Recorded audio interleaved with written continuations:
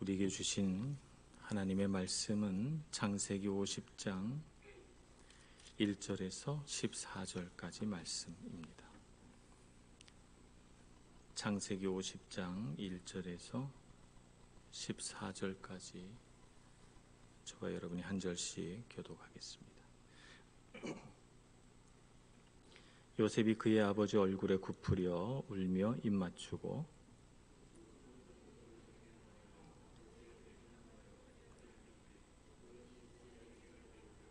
40일이 걸렸으니 향으로 처리하는 데는 이 날수가 걸림이며 애굽 사람들은 70일 동안 그를 위하여 곡하였더라.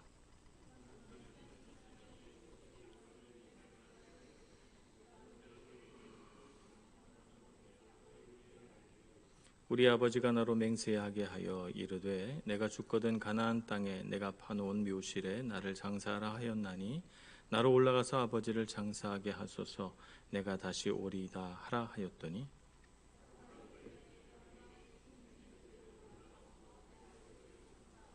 요셉이 자기 아버지를 장사로 올라가니 바로의 모든 신하와 바로 궁의 원로들과 애굽 땅의 모든 원로와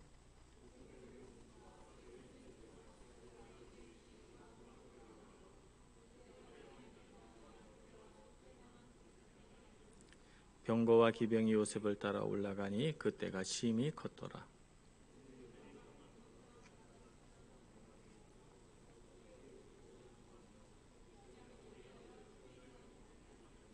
그 땅 거민 가나안 백성들이 아단 마당의 애통을 보고 이르되 이는 애굽 사람의 큰 애통이라 하였으므로 그 땅 이름을 아벨 미스라임이라 하였으니 곧 요단강 건너편이더라.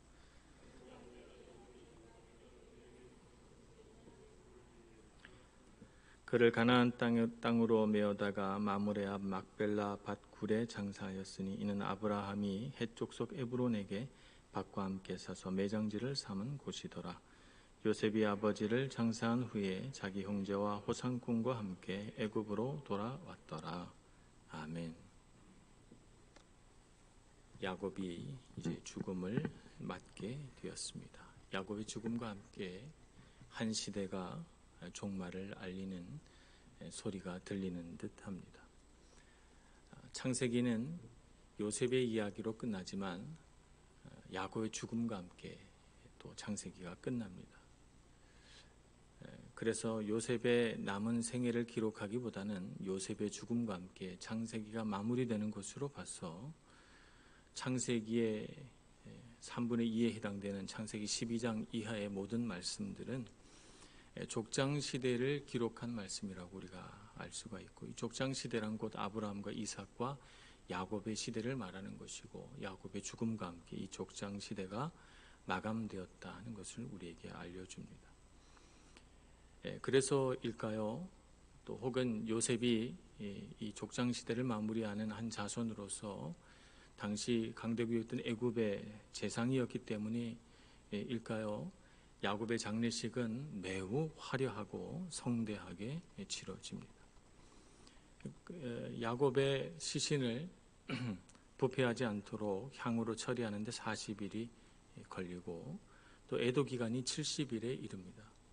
고대 문헌에 따르면 바로 왕이 죽으면 애굽 백성들이 72일간 애도했다 하는 기록이 있다고 합니다.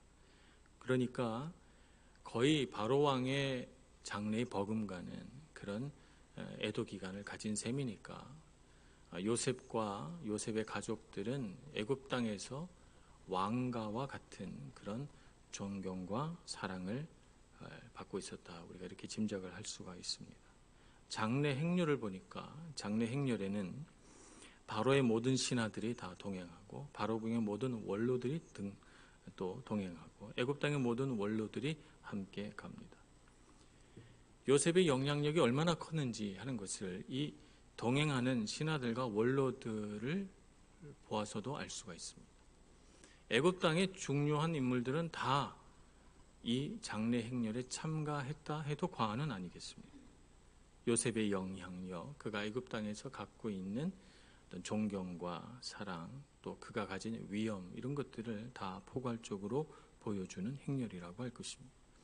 거기다가 요셉의 온 집 사람들, 자신의 자녀들과 관계된 사람들, 또 그의 형제들, 그 형제들뿐만 아니라 야곱의 온 집이라고 했으니까 그 형제들과 더불어서 그 집에 속한 모든 자녀들과 사람들이 다 동행을 합니다.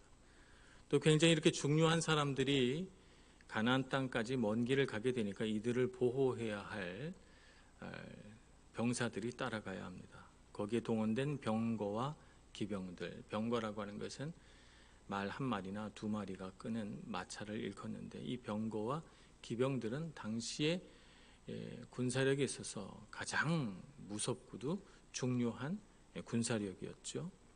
이 병거와 기병들이 많이 따라갑니다. 그야말로 한 나라가 움직이는 것 같은 그런 성대한 장례 행렬이요, 장례 예식이라고 할 수 있겠습니다.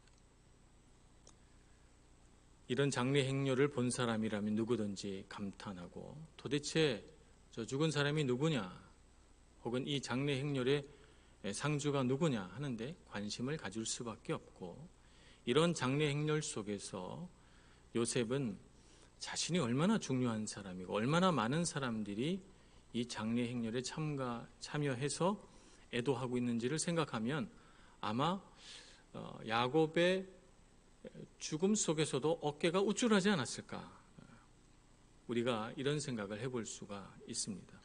저도 한국에서 많은 장례식에 가보았습니다. 어떤 장례식에는 화환 하나 오지 않는 초라한 장례식이 있는가 하면 정말 화환을 세울 수가 없도록 복도 끝까지 쫙 화환을 세운 정말 성대한 장례식도 제가 경험을 해봤죠. 장례식이 성대하면 성대할수록 이 사람은 정말 중요한 사람이구나 하는 생각을 갖게 합니다. 자, 그런데 이렇게 화려하고 성대한 장례 행렬 속에서 몇 가지를 주목해 볼 수가 있습니다. 첫째는 요셉은 야곱을 애굽의 제사장에게 맡기지 않았다는 사실입니다. 당시에 애굽에서는 사람이 죽으면 이 시신을 처리하는 사람은 제사장입니다. 제사장은 이 시신을 미이라로 만들어서 이 애굽 사람들은 다 부활을 믿었기 때문에 부활의 때에 이 시신이 다 살아날 것이라고 믿고 그렇게 온전하게 보존을 시켜서 합니다. 이 일을 하는 사람들이 누구냐 하면 제사장이에요. 제사장과 그 밑에서 일하는 사람들이죠. 그런데 오늘 말씀에 보면 야곱을 제사장에게 맡기지 않습니다. 요셉의 아내의 아버지, 곧 자기의 장인이 제사장인데도 말입니다. 그는 수종드는 의원에게 향으로 처리할 것을 명령합니다. 이것은 애굽의 전통을 따라서 미이라를 만들지 않았다는 것을 의미하고, 향으로 처리해서 부패를 막는 정도로만 시신을 보존시켰다는 것을 의미합니다. 의원에게 맡겼으므로 요셉의 마음속에는 애굽의 종교와 애굽의 전통을 따라 아버지를 장례하지 않겠다는 이런 생각이 분명하게 보여집니다. 또 두 번째는 요셉은 바로 왕에게 오해받을 위험이 있음에도 불구하고 가나안 땅까지 가겠다고 아버지와 맹세한 것을 지키겠다고 말합니다. 장례식에 이렇게 많은 원로들이, 이렇게 많은 신하들이 참여했는데 그들을 다 데리고 가나안 땅까지 간다고 하니까 어느 임금이 좋아하겠습니까? 아무리 요셉이 애굽에서 사랑받는 총리라고 하더라도 이렇게 해서 요셉이 나라를 세운다든지 반역을 한다든지 하는 것을 의심하지 않을 왕은 아마 없었을 것입니다. 그것을 의식했는지 요셉은 간곡하게 청하고 반드시 돌아오겠다고 또 약속합니다. 바로왕에게 얼마든지 오해받을 수 있는데도 불구하고 요셉은 그것을 감수합니다. 거기다가 요셉은 이 장례 행렬을 더욱 엄숙하게 만드는 중요한 한 가지 모습을 우리에게 보여주는데, 그것은 눈물을 흘리고 애통한다는 것입니다. 요셉이 눈물을 흘리고 애통하는 모습을 우리가 보지 못했다면 오늘 우리는 이 장례식의 화려하고 성대함에 눈길을 보내면서 이 장례식이 얼마나 아름답고 성대한 장례식인가, 얼마나 감탄할 만한 장례식인가에만 우리의 관심이 갔을 것입니다. 그러나 요셉의 눈물과 애통을 보면서 성대한 장례식을 정말 장례식답게 만드는 그의 슬픔을 보게 됩니다. 그래서 이 눈물은 참 이 장례식에서 그 모든 화려함과 성대함을 뛰어넘는 하나의 보석과 같은 그런 눈물이라고 할 수가 있겠습니다. 그는 두 번 눈물을 보여줍니다. 아버지가 죽는 그 순간 아버지 얼굴에 굽으려 입 맞추고 웁니다. 또 요단강을 건너기 전 요단강 건너편 가나안 땅을 바라보면서 7일간이나 애통하고 웁니다. 이별과 상실, 그 속에서 아버지를 잃은 그 슬픔이 얼마나 컸길래 요셉은 이렇게 울까 하는 생각을 해봅니다. 요셉은 아버지와 특별한 애착관계에 있다는 것을 우리가 잘 압니다. 어머니는 동생 베냐민을 낳다가 어렸을 때 일찍 돌아가시고 요셉은 아버지의 손에서 크게 됩니다. 아버지가 줄 수 있는 모든 것을 이 아버지가 주려고 합니다. 요셉을 사랑했고 요셉을 신뢰했고 요셉을 자랑스럽게 여겼습니다. 그래서 아버지와 요셉은 특별한 애착 관계에 있었고 그 애착 관계 안에서 요셉은 하나님을 바라보며 컸죠. 아버지가 사랑하는 또 다른 존재 하나님을 바라보면서 어렸을 때부터 하나님을 사랑하고 하나님을 의지하는 법을 자연스럽게 배우고 익히면서 자라났던 것입니다. 우리는 흔히 어머니는 우리가 성장 단계에서 우리의 자아를 형성하는 데 도움을 준다 이런 얘기를 듣습니다. 자아를 형성한다는 것은 곧 우리의 자존감, 우리 자신에 대한 평가 이런 것을 형성하는 데 있어서 어머니가 많은 영향을 준다는 것입니다. 어머니와의 관계가 애착 관계가 잘 형성된 사람은 자존감이 높고 자기를 사랑할 줄 아는 그런 안정된 정서를 가지고 크게 됩니다. 아버지는 보통 세상을 우리에게 보여준다 이렇게 말합니다. 인간관계의 모든 기초가 사실은 아버지와의 관계 안에서 이루어집니다. 아버지와 어떤 관계를 맺었느냐에 따라서 자녀들은 세상을 좋게 보기도 하고 위험하게 보기도 합니다. 아버지와의 관계를 통해서 세상을 향해 도전할 용기를 얻기도 하고 도전할 용기가 꺾이기도 합니다. 아버지를 통해서 하나님을 바라보고 하나님을 인식하게 되죠. 그래서 정말 아버지는 어머니 못지않게 중요한 역할을 담당하고 있다고 말할 수가 있습니다. 오늘날 이 땅의 많은 자녀들이 어머니와의 애착관계가 깨어진 현상뿐만 아니라 아버지와의 애착관계도 깨어져 있는 것을 많이 보게 됩니다. 이 애착관계가 깨어져서 자라나면서 고통을 받을 뿐만 아니라 성인이 되어서도 계속해서 고통을 받고 이 고통에서 벗어나지 못함으로 자신이 원치 않는 삶을 살아가는 많은 사람들을 보게 되죠. 스테판 비 폴터라고 하는 분이 아버지의 유형을 여러 가지로 정리해 놓은 것이 있습니다. 대략 한 4가지 정도, 5가지 정도 유형을 구분해 놨는데 첫 번째는 성취지향적 아버지로 분류를 했습니다. 성취지향적 아버지를 경험한 자녀들은 어떻게 되는가? 다른 사람에 대한 배려심을 갖기 어렵다는 거죠. 매우 이기적으로 변하고 나만 잘 되면 된다라고 하는 사고방식을 아버지로부터 배우게 된다는 것이죠. 두 번째는 시한폭탄형 아버지를 경험한 자녀들은 언제 어떻게 폭발할지 모르는 그런 아버지를 겪었기 때문에 매우 정서적으로 불안하다.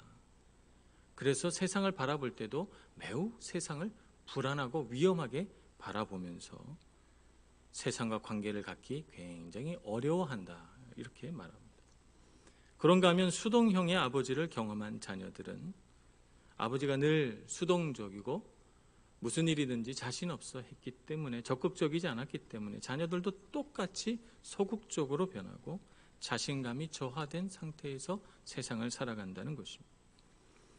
부재형 아버지도 있습니다. 아버지가 아버지 역할을 전혀 하지 않는다는 것입니다. 이러한 아버지를 경험한 자녀들은 거부당한 상처를 평생토록 안고 살아가고 상실감에 가슴 아파하면서 자신이 어떻게 아버지 노릇을 해야 할지 자신도 혼란스러워하면서 고통을 당한다고 합니다. 가장 좋은 아버지의 형은 배려하는 멘토형의 아버지다, 이렇게 말합니다. 자신감을 가지고 자녀들을 대하고 자녀들의 정서적인 아픔이나 또 정서적인 어떤 표현에 민감하게 반응할 줄 아는, 공감하는 아버지, 그리고 어떤 일들을 행할 때 일관성을 가지고 예측 가능하게 자녀들에게 행동하는 아버지는 자녀들에게 매우 정서적인 안정감을 주고 자녀들이 성숙하게 하는데 도움이 되는 아버지다, 이렇게 표현합니다. 요셉에게 아버지는 어떤 형의 아버지였을까요? 야곱은 어떤 아버지였습니까? 그는 인간적인 많은 약점들을 가지고 이 세상을 살았고, 그는 많은 인간적인 약점 속에서 사실은 남들은 겪지 않아도 될 많은 어려움들을 겪었습니다. 그러나 그는 인생의 중요한 단계마다 하나님을 인격적으로 만나고, 그 인격적으로 만난 하나님께서 그에게 아버지 노릇 해줌으로써 밧단 아람에서 그는 베델에서 만난 하나님을 아버지로 여기고 그 하나님 아버지가 약속한 약속을 붙들고 살았고, 가나안 땅으로 돌아올 때 그 두려움에 휩싸여 야복강에서 그가 강을 건너지 못할 때 하나님 아버지는 천사의 모습을 하고 그에게 와서 그와 씨름하며 강을 건너라고 용기를 북돋아 줍니다. 그래서 야곱은 성숙한 아버지로 자라가게 됩니다. 하나님 아버지와의 관계 안에서 말이죠. 요셉에게는 이러한 성숙한 아버지의 모습들이 그대로 반영이 됩니다. 그래서 이런 아버지를 경험한 요셉은 어머니를 일찍 잃은 상처와 아픔과 상실감에도 불구하고 아버지의 사랑과 돌봄을 받고 아버지로부터 배우고 아버지로부터 이 세상은 안정된 곳이라고 하는 그런 것을, 세계관을 얻어서 하나님 안에서 자라가게 되는 것입니다. 요셉에게 있어서 아버지는 하나님을 보여주는 창이었습니다. 그가 하나님을 어떻게 볼 수 있었겠습니까? 야곱을 통해서 봤죠. 야곱이 하나님을 섬기는 것을 보면서 하나님은 이런 분이시구나 하는 것을 경험하게 되고, 그것이 그가 17살에 애굽의 노예로 팔려왔을 때 아버지가 없는 세상 속에서 하나님을 아버지로 여기고 하나님을 의지하며 그 모든 어려움을 이겨낼 수 있는 원동력이 되었던 것입니다. 요셉에게 있어서 아버지는 하나님의 사랑을 보여주는 하나의 통로였던 것입니다. 애굽 땅에 팔려왔을 때 그가 얼마나 아버지가 그리웠을까요? 그를 사랑한 거의 유일한 존재였던 아버지에 대한 그리움이 사무쳤을 것입니다. 아버지에 대한 그리움이 크면 클수록 그는 하나님 아버지를 더욱 의지하고 하나님 아버지께서 자신의 육신의 아버지 대신 자신을 돌보아 주실 것이라고 그는 굳게 믿었습니다. 그랬기 때문에 그 모든 어려운 시절을 다 지나가고 형제를 만나게 됐을 때 형제를 만나서 한 첫 번째 질문이 뭐냐면 아버지는 살아 계시는가? 라고 하는 질문이었습니다. 그만큼 아버지를 사랑하고 아버지를 그리워하고 아버지로부터 많은 것들을 공급받은 사람이었습니다. 야곱과 요셉처럼 우리도 이 세상에서 하나님 아버지를 참 아버지로 여기고 자라가야 하겠고, 만일 우리가 육신의 아버지로부터 좋은 아버지상을 받지 못했다 하더라도 하나님 아버지를 통해서 회복되어야 하며, 또한 동시에 우리가 좋은 아버지가 돼서 우리의 자녀들에게는 요셉이 경험한 것처럼 좋은 아버지의 경험을 물려줄 수 있는 사람이 되어야 하는 것입니다. 좋은 아버지를 향한 꿈과 비전, 이것은 세상의 어떤 위대한 꿈과 비전에 못지않는 위대한 꿈이라고 말할 수가 있습니다. 이것은 거룩한 비전이고 우리가 이 세상을 하나님 뜻에 맞게 변화시켜 가야 할 위대한 꿈입니다. 우리는 육신의 아버지로부터 경험한 그 한계와 불완전함을 극복해야 합니다. 그것을 아파하고 그것을 원망하고 그것을 불평하면서 주저앉아 있기에는 우리 인생은 너무나도 짧기 때문입니다. 우리는 좋은 아버지가 되어서 우리의 가정을 새롭게 해야 되고 우리 교회의 기초를 달라지게 해야 합니다. 우리가 좋은 아버지가 됨으로써 우리는 인생을 행복하게 살 수가 있습니다. 그래서 우리는 우리 스스로, 우리 교회 안의 모든 남성들은 좋은 아버지의 꿈을 가져야 합니다. 하나님 아버지로부터 좋은 아버지가 되고자 하는 꿈과 비전을 가지고 이 세상에서 출세도 좋고 돈 버는 것도 좋고 세상에 우리가 해야 할 일도 많고 참 우리를 즐겁게 하는 일도 많지만 좋은 아버지가 되는 것만큼 숭고하고 거룩하고 의미 있는 일이 없다는 것을 알고 그것을 위해 헌신된 우리 교회 모든 남성들이 되기를 축복합니다. 뿐만 아니라 우리 교회 모든 여성들은 우리 교회 남성들이 하나님 아버지를 닮은 좋은 아버지로 자라가도록 축복해야 할 것입니다. 왜 이것밖에 안 되느냐고 책망하고 손가락질하기보다 그런 좋은 아버지로 자라나도록 격려하고 힘을 북돋아주고 위로하고 세워주는 여성들이 될 수 있기를 소망합니다. 이런 격려와 힘을 받을 때 좋은 아버지를 향한 발돋움이 우리 남성들로부터 시작될 줄로 믿습니다. 우리는 하나님 아버지를 의지함으로써 우리 인생의 모든 위기를 이겨낼 수 있으며 우리가 하나님 아버지를 닮은 좋은 아버지가 됨으로써 우리가 진정으로 이 세상을 살 만한 가치로운 존재인 것을 스스로 확인하게 되는 줄로 믿습니다. 그래서 우리가 이 세상을 떠나는 그날 우리의 자녀들이 요셉과 같이 진정 어린 뜨거운 눈물을 우리의 육신 위에 흘릴 수 있는 그날이 오기를 원합니다. 우리 또한 우리 육신의 아버지를 보낼 때 정말 그 위에 뜨거운 눈물을 쏟으며 내 아버지는 하나님 아버지를 보여준 참 좋은 아버지였다는 고백을 우리도 할 수 있기를 소망합니다. 그래서 하나님 아버지를 알아가는 통로로서 쓰임 받을 수 있는 우리 모두가 되기를 간절히 소원합니다. 두 번째는 우리 가나안 땅을 한번 보아야 합니다. 지금 이들은 다 애굽 땅에 있고 가나안 땅으로 갔다가 다시 돌아옵니다. 가나안 땅이 애굽 땅보다 더 좋은 땅인가? 그렇지는 않습니다. 애굽 땅이 훨씬 더 좋은 땅입니다. 그런데 하나님께서 주신 땅이기 때문에 가나안 땅으로 가려고 하는 것입니다. 가나안 땅이란 구약 시대에서는 하나님이 주신 땅으로서 그들이 꼭 가야 할 약속의 땅이요, 하나님이 주신 번영과 기쁨과 행복이 있는 땅으로서 이스라엘 백성들이 생각했고 그 가나안 땅은 반드시 회복되어야 할 하나님의 땅으로 여겨졌습니다만 신약 시대에 와서 가나안 땅을 생각해 보니까 가나안 땅은 천국의 예표라고 하는 것을 우리가 분명하게 알게 됩니다.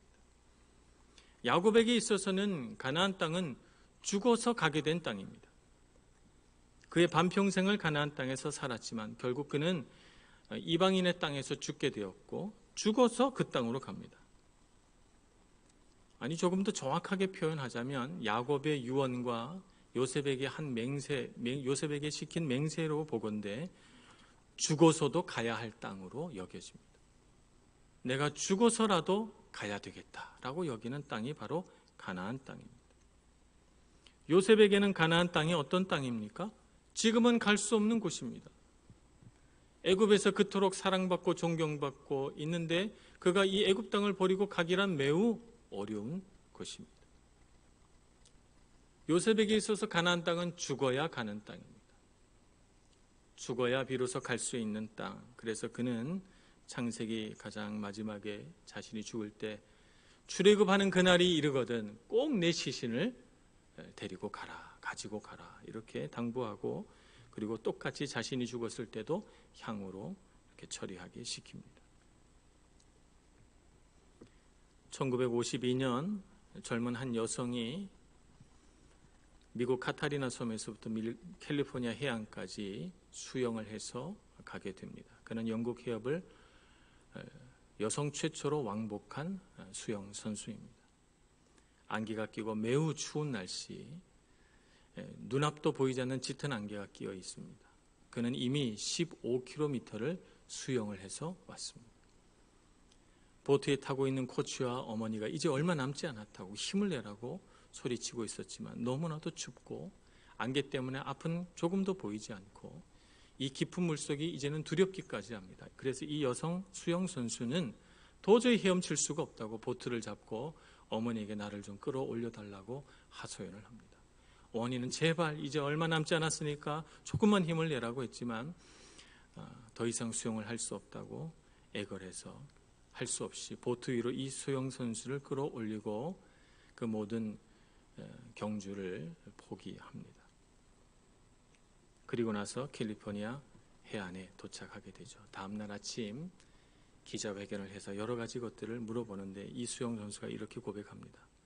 그때 저에게 보이는 것은 오직 안개뿐이었습니다. 만일 해변이 보였다면 저는 포기하지 않았을 것입니다. 완주했을 것입니다. 이렇게 말하죠. 보지 못한다는 것은 그만큼 우리에게 소망과 용기를 감소시키는 일이다. 이렇게 볼 수가 있습니다. 우리가 이 세상을 살아가면서 천국을 보지 못하면 이 세상을 무슨 용기와 소망을 가지고 살아가겠습니까? 천국에 소망이 없는데 이 세상이 무슨 소망이 있겠습니까?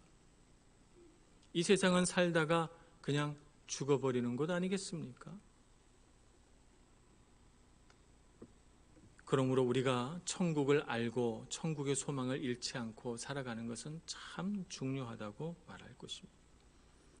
천국은 우리 눈에 보이지 않고 천국을 우리가 지금 경험하기는 대단히 어렵습니다. 그러나 천국은 우리가 보지 못해도 분명 존재하고 우리가 눈을 크게 뜨고 신앙의 눈으로 천국의 여러 가지 것들을 성경 안에서 발견하고자 한다면 우리는 얼마든지 천국의 소망을 가질 수가 있습니다. 사람은 누구나 죽어서 요단강을 건너가게 됩니다. 야곱이 요단강을 건너가듯이 말입니다. 우리도 언젠가 약속의 땅, 가나안 땅, 곧 천국에 이르게 될 것입니다. 그날에 이르러서 우리가 하나님 앞에 설 때 참 잘 살았다고, 우리가 이 세상에서 하나님께서 주신 시간을 가치롭게 사용했다고, 그래서 가나안 땅에 도착한 것이 정말 기쁘다고 후회도 없이 미련도 없이 하나님 앞에 설 수 있기를 소망합니다. 야곱에게 있어서 가장 큰 복이 뭐냐? 야곱에게 있어서 가장 큰 복은 자신이 죽을 때를 알았다는 것, 그리고 자신이 돌아갈 곳을 알았다는 것입니다. 자신이 돌아갈 곳을 그는 예비했고, 그래서 하나님 앞에 가는 것을 기뻐하며 자식들에게 다 축복하고, 그리고 자신이 돌아갈 곳을 예비하여 가게 되는 것을 보게 됩니다. 오늘 우리의 삶도 그렇게 되기를 소망합니다. 천국을 바라보면서 주님께서 우리에게 허락한 시간, 그 시간 동안 열심을 다해서 충성스럽게 살고 나에게 그 때가 다가오면 잘 준비해서 천국에 이를 때 우리에게 아무런 후회도 남지 않게 되기를 소망하는 것입니다. 천국에서 정말 중요한 것이 무엇일까요?